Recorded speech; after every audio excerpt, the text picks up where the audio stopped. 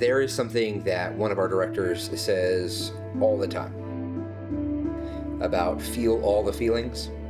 If you desire to laugh, laugh. If something makes you want to cry, cry. If you are walking out of this play having felt absolutely nothing, then we haven't done our job.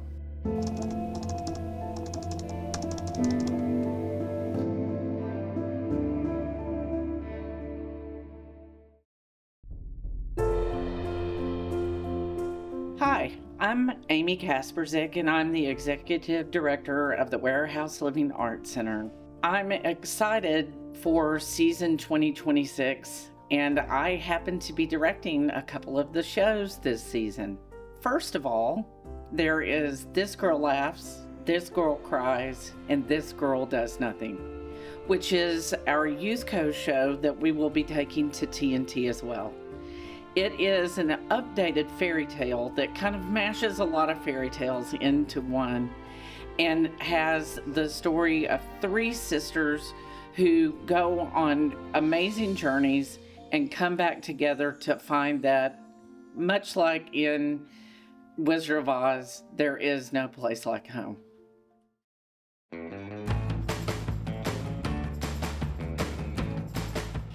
Yes, my name is Bill Roden. I will be directing a play called My First Date, and hopefully I won't have to argue with the writer too many times because I wrote it also. So it's based on a story, an event that happened to my wife, and I set it in 1941 in Mathis, Texas, which is just outside of Corpus Christi, and involves a young lady that's waiting for her first date. A guy that she's been seeing, well, she hasn't seen in over a year. She went to high school with, and they've been writing letters for about a year. He's a sailor, and he's supposed to show up, and they're having their first date. Unfortunately, he's 45 minutes late already, and she's a little bit worried about being mortified that he may not show up. Actually, she's probably the only one that really believes he will show up. The rest of the family have kind of maybe written him off. Again, if he doesn't show up, everybody's going to know that she got stood up. Anyway, it's a very sweet story. Story back in the days of innocence in 1941, before World War II. I hope you'll enjoy it. It has a little bit of a surprise ending at the end, so hang around. Thank you.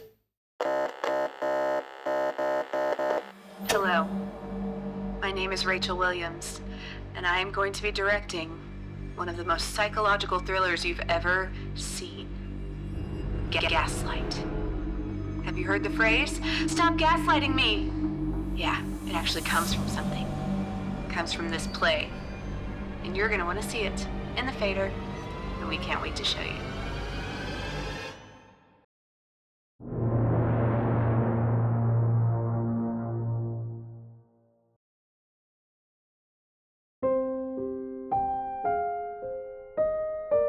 Hi, I'm John Davies. I've been directing here at the WLAC for several years, starting with Our Town, in which I also played the stage manager back in, I think, 2022. Next season, I will be directing this play, Violet Sharp. Charles Lindbergh was the first person to fly solo across the Atlantic Ocean from New York to Paris, 3,300 miles, in 39 hours. Way back in 1927, he became an American hero, a huge celebrity, traveled all over the country. Everybody wanted to meet him, and he got a little tired of all the publicity and demands in his time, so he moved out to the country to try to get away from all of this. He was young, he was handsome, he had a beautiful wife, and then they had a baby. Lindbergh was known as Lucky Lindy, the baby was known as Little Lindy. In March of 1932, the baby was kidnapped, and the whole country went wild. Newspapers, radio, everybody trying to find out what happened to the Lindbergh baby. But this play is not so much about the kidnapping as it is about this young woman, Violet Sharp, who worked in the Lindbergh household, and she got ensnared in the investigation into the kidnapping because she couldn't quite account for her whereabouts on the night of the kidnapping. It's a very interesting and exciting, mostly true play, although of course the dialogue is all fictionalized. But I'm really looking forward to directing it. I hope you come and see it. Also, I wanted to let everyone know about one of our shows this season. It is going to be one of our 3 Fader shows. We will have 3 this year.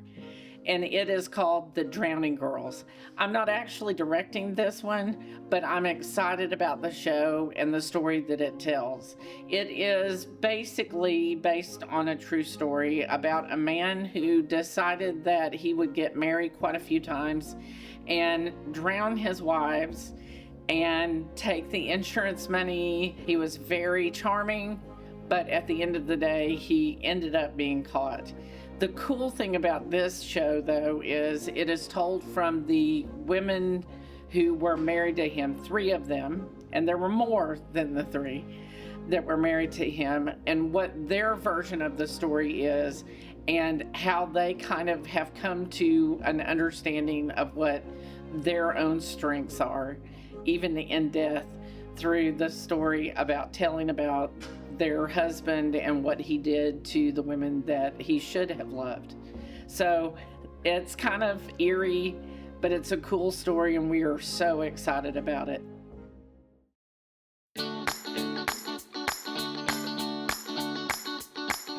Hi, my name is Rachel Williams, And I'm Jake Wade. and we are the directors for Finding Nemo. We're really excited. Jake, tell us what you're excited about. So fish. How Fish are are we fun. going to bring fish to the stage? How?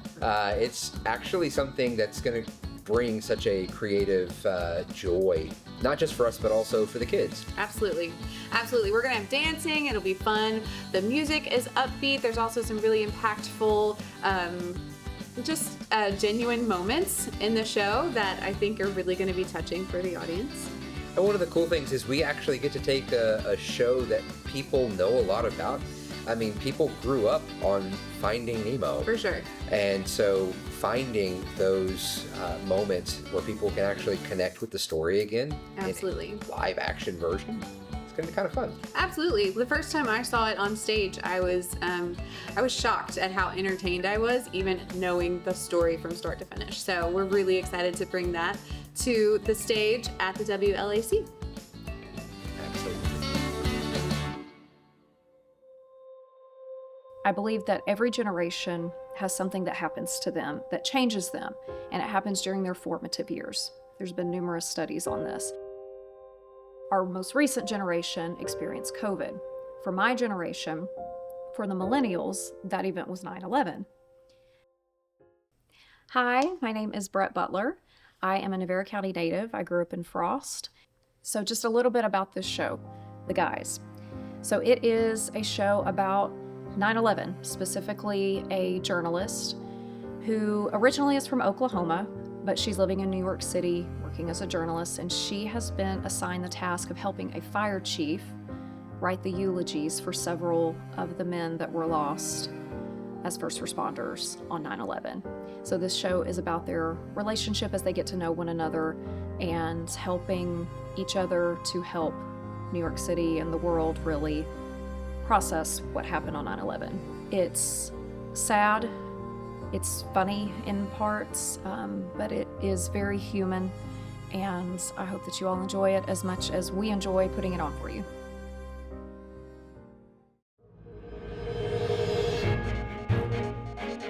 I'm also going to be directing Shakespeare's A Midsummer Night's Dream, one of the funniest comedies Shakespeare wrote, and a play that contains one of his most famous comic characters, Bottom the Weaver. The play takes place at the wedding of Theseus and Hippolyto. That's sort of the organizing principle of the play. But there are numerous little subplots. There are the 4 teenagers who run off to the forest to try to escape their parents' demands for who they should marry. They don't want to marry who their parents want them to marry. They want to marry somebody else. And there is also the subplot between Oberon, the king of the fairies, and Titania, the queen of the fairies, who has all her little fairies with her. Who are they? Peas, blossom, cobweb, moth, and mustard seed. And it will be the first time that the WLAC has done Shakespeare in quite a while, so I'm very excited about that. Midsummer Night's Dream. Come and see it. My name is Jake Waite, and I will be directing The Book of Dog. It is a story about a stray dog who changes the life of a young family. It is a very poignant play, and it is one that I think the littles who are going to be acting in this are going to be able to grasp easily, but also have a whole lot of fun. And I'm looking forward to getting to direct this show. I will also be directing our musical this year, which we are very excited to be producing Fiddler on the Roof.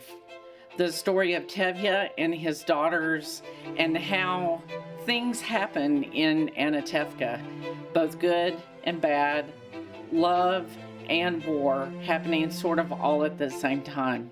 It's an amazing story that's a classic favorite of almost everyone who loves musical theater. So please join us in December next year when we are producing Fiddler on the Roof.